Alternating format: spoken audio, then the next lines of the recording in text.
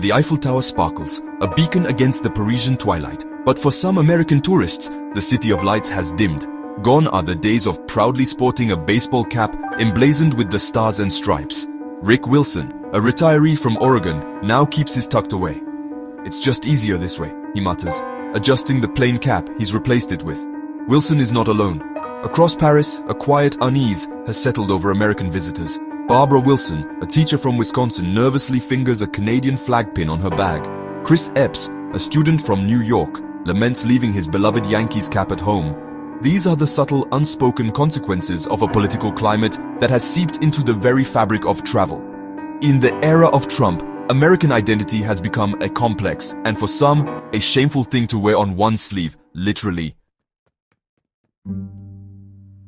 The chill wind blowing through the Champs-Élysées carries more than a hint of economic uncertainty. Trump's aggressive trade policies, particularly the imposition of tariffs on European goods, have sparked a bitter transatlantic trade war, and its effects are being keenly felt in the heart of Paris. Philippe Glaugen, founder of the renowned French travel guide, Le Guide du Routard, paints a stark picture.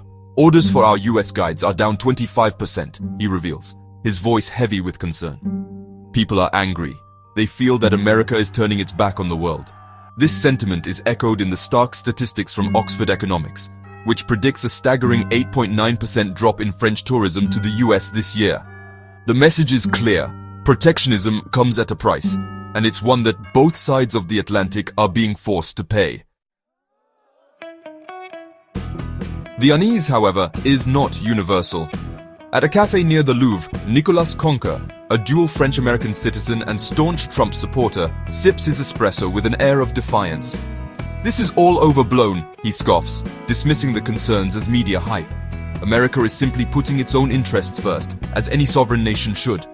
His words, though, do little to soothe the anxieties of Kerry Halferty Hardy, president of the American Club of Paris. "There's no denying that the current climate has created a sense of unease," she admits. "We're working hard to remind people that the bonds between our countries run deep, but those bonds are being tested as never before." A recent poll revealed that a staggering 73% of French citizens no longer consider the US an ally. The special relationship, it seems, has taken a significant hit. The current tensions between the US and France, while concerning, are not entirely new. The two nations, bound by the shared ideals of liberty and democracy, have often found themselves at odds on the world stage. From disagreements over the Iraq War to the historical complexities of NATO, the relationship has always been a nuanced dance between cooperation and competition. Today, however, the stakes seem higher, the divide wider. As American tourists navigate the cobbled streets of Paris, their faces etched with a mixture of shame and defiance, one can't help but wonder about the long-term implications. Will this era mark a turning point in transatlantic relations, a shift towards greater distrust and isolation? Or will the historic bonds of friendship and shared values ultimately prevail? Only time will tell.